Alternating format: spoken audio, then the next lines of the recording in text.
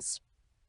As a teenager in the late 1980s, Abiy lived through one of the most turbulent periods in Ethiopian history, when civil war and political upheaval were reshaping the country.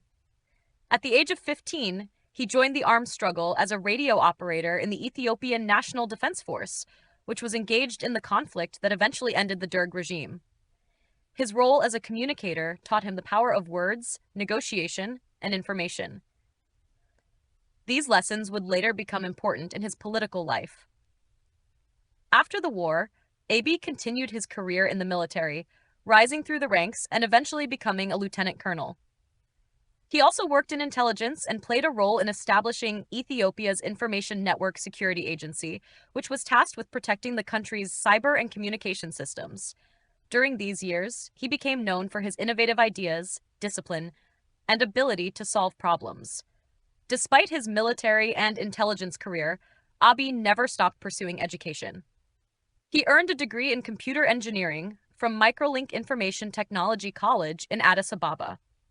Later, he pursued postgraduate studies, including a master's degree in transformational leadership from the International Leadership Institute in Addis Ababa, and another master's in business administration from Leadstar College of Management and Leadership in collaboration with Ashland University in the United States.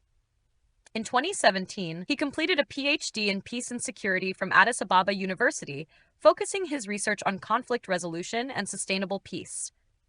Abiy entered formal politics as part of the Oromo People's Democratic Organization, OPDO, which was one of the four parties within the Ethiopian People's Revolutionary Democratic Front, EPRDF, the ruling coalition at the time. Within the OPDO, he quickly rose in influence, becoming known as a reformer and bridge builder. He served as a member of parliament, where he advocated for policies that could ease tensions between Ethiopia's diverse communities. He also worked on expanding access to technology and then to development projects in Oromia. In April 2018, following the resignation of Prime Minister Hailemariam Desalegn amid widespread protests and unrest, Abiy Ahmed was elected as chairman of the EPRDF and subsequently became Ethiopia's prime minister. At 41, he was the youngest leader in Africa at the time, and also the first Oromo to hold the country's highest office. His rise brought enormous hope, especially to the Oromo people, who had long felt marginalized. Abiy's first months in office were marked by bold and unprecedented reforms. He released thousands of political prisoners, welcomed exiled opposition leaders and activists back to Ethiopia, and lifted bans on media outlets that had been previously censored. These moves transformed Ethiopia's political landscape almost overnight, earning him admiration at home and abroad. One of his most significant achievements came in July 2018, when he signed a peace agreement with Eritrean President Isaias Afwerki. The two countries had been locked in a bitter border conflict for 2 decades, costing tens of thousands of lives and leaving families divided. The peace deal not only ended hostilities, but also reopened embassies, trade routes, and flights between the two nations. For this historic achievement, Abiy was awarded the 2019 Nobel Peace Prize, becoming the first Ethiopian leader to receive the honor. Alongside his political reforms, Abiy launched his personal philosophy called Metamer, which translates roughly to synergy, or coming together. Metamer called for unity across ethnic, religious, and political divides, encouraging Ethiopians to focus on what unites them, rather than what separates them. He even published a book under the same title, outlining his vision for the future of Ethiopia. Abiy also pushed forward massive development projects.